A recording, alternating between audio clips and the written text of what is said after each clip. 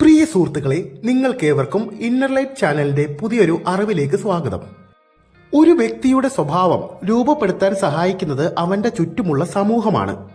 എന്നാൽ ചില പ്രത്യേക സ്വഭാവങ്ങളും സവിശേഷതകളും നമുക്ക് ലഭിക്കുന്നത് ജനിച്ച സമയവും തീയതിയും ദിവസവുമൊക്കെ അടിസ്ഥാനമാക്കിയായിരിക്കും. ഓരോ ദിവസവും ജനിച്ചവർക്ക് അതുകൊണ്ട് തന്നെ സ്വഭാവത്തിലും വ്യത്യാസങ്ങൾ കാണാൻ സാധിക്കും.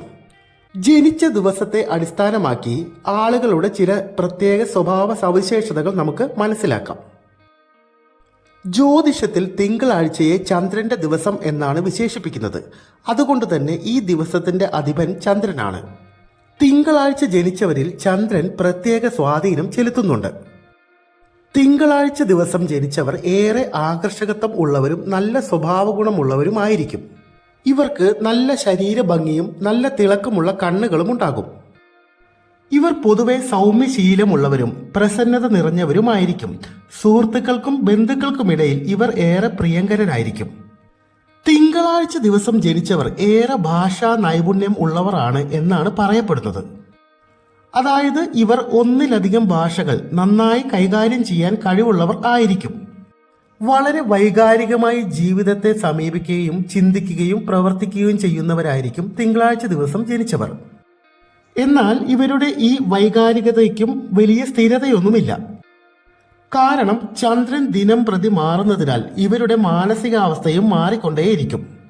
തിങ്കളാഴ്ച ദിവസം ജനിച്ചവർ ആശയങ്ങൾ കൊണ്ട് സമ്പന്നരാണ്. എന്നാൽ അവരെ പ്രോത്സാഹിപ്പിച്ചാൽ മാത്രമേ അവർ ഈ വിവരങ്ങൾ മറ്റുള്ളവരുമായി പങ്കിടുകയുള്ളൂ. ഇവർ അല്പം അന്തർമുഖരും കൂടിയാണ്. ജീവിത വിജയം കൈപ്പിടിയിൽ ഒതുക്കാൻ ആഗ്രഹിക്കുന്നവരാണ് തിങ്കളാഴ്ച ജനിച്ചവർ. അതിനായി ഏറെ പരിശ്രമിക്കുന്നവരും ലക്ഷ്യം നേടുന്നത് വരെ വിശ്രമമില്ലാത്തവരുമാണ് ഇവർ. കൈകൾ കൊണ്ട് ചെയ്യുന്ന ജോലികൾ, കലാപരമായ മേഖലകൾ എന്നിവയിലെല്ലാം ഇവർ വളരെയധികം ശോഭിക്കും. കഠിനാധ്വാനികളായ ഇവരുടെ ആത്മാർത്ഥതയും സമർപ്പണവും ജീവിത വിജയത്തിന് കാരണമാകും. കുടുംബ ജീവിതത്തെ ഏറെ സ്നേഹിക്കുന്നവരാണ് തിങ്കളാഴ്ച ജനിച്ചവർ. അമ്മയോടായിരിക്കും ഇവർക്ക് ഏറെ പ്രിയം. ഇവരുടെ ജീവിത കാഴ്ചപ്പാടുകളെ സ്വാധീനിക്കാൻ സ്ത്രീകൾക്ക് കഴിയും. മറ്റുള്ളവർ എന്ത് പറഞ്ഞാലും സ്വന്തമായുള്ള അനുഭവത്തിൽ നിന്ന് മാത്രമേ ഇവർ തീരുമാനങ്ങൾ എടുക്കാറുള്ളൂ. കുടുംബാംഗങ്ങളെ സംരക്ഷിക്കാൻ വേണ്ടി ജനിച്ചവരാണോ ഇവർ എന്ന് തോന്നിപ്പോകും.